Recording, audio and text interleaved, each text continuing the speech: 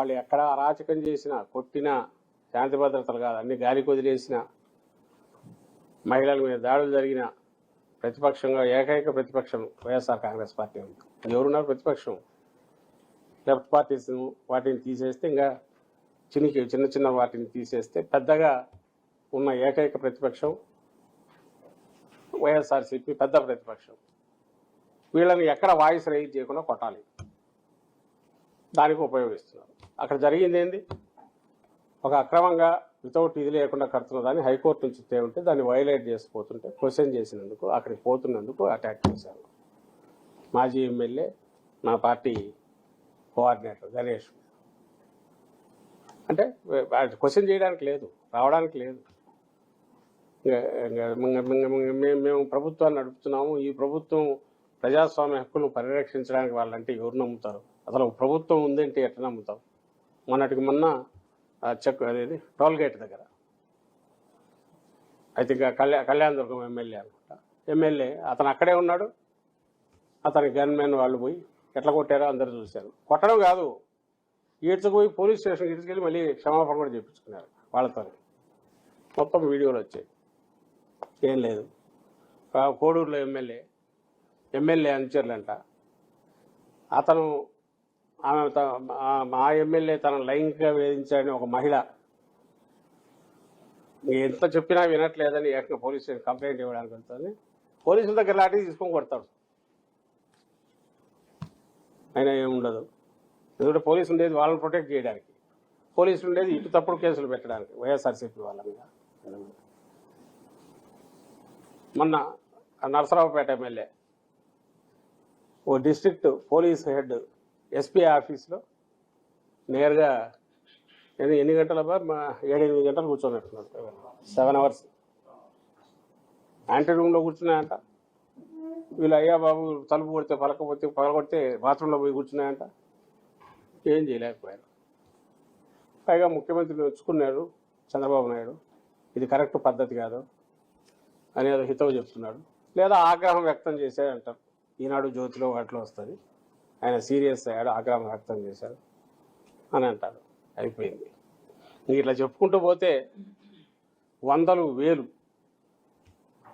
దేనికి వీటికి సొల్యూషన్ ఉండట్లా. మన అదే మన మీడియా, మా ప్రధాన కార్యదర్శి, పార్టీ ప్రధాన కార్యదర్శి మీడియా చూస్తున్న శ్రీహరి చూసింటారు. ఆ రోజు కనీసం నాకు తెలిసితే 100-200 మంది పోలీసులు ఎక్కడి నుంచి అనకాపల్లి నుంచి పిలిపించినారట, కుప్పం నుంచి వచ్చినారు, ఇక్కడ వాళ్ళు తాడేపల్లి. మళ్ళీ అక్కడికి పోయినాక 100-200 మంది పోలీసులు ఏది శాంతి భద్రతలు పరిరక్షించడానికి. ఆ సమయంలో వైఎస్ఆర్సీపీ వీళ్ళు ఏదైనా అల్లలు చేస్తారని మనం ఎందుకున్నది. సామాన్యులకు ఎక్కడన్నా రక్షణ ఉందా?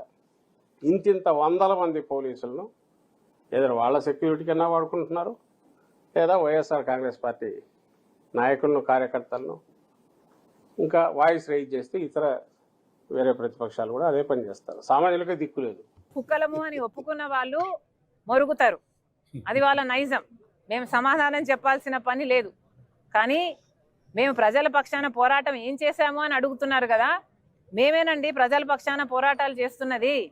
విశాఖ స్టీల్కైనా మేమే పోరాటాలు చేశాం, రైతుల పక్షాన మేమే పోరాటాలు చేస్తున్నాం. ఇప్పుడు ఉపాధి హామీ పరిరక్షణ యాత్రగా 50 రోజుల వ్యవధిలో ప్రతి పార్లమెంటులో 2-3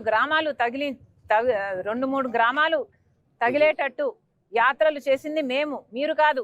వైసీపీ చేసిందల్లా బల ప్రదర్శన యాత్రలు. ఆ యాత్రల్లో భాగంగా జనాలు కార్ల కింద పడుతున్నా పట్టించుకోకుండా పోతున్నది మీరు. మూకల పిచ్చి ఉన్నది మీకు, మాకు కాదు. మేము ప్రజలకు మేలు చేయాలనే ఈ యాత్రలు చేస్తున్నాం. మండుటి ఎండల్లో ఈరోజు సిపిఐ వాళ్ళు పాదయాత్ర చేస్తుంటే వాళ్ళకు కూడా మద్దతు పలకడానికి వచ్చాం. ఈ కార్యక్రమం చేస్తున్నది మేము. కాబట్టి మీకు ఎలాగో కుక్కలను మీరు ఒప్పుకున్నారు, మీరు మొరుగుతూనే ఉంటారు, మీ నైజమే అది. ఇక మేము సమాధానం చెప్పాలి అనుకోవటం లేదు. మీరేమన్నారు?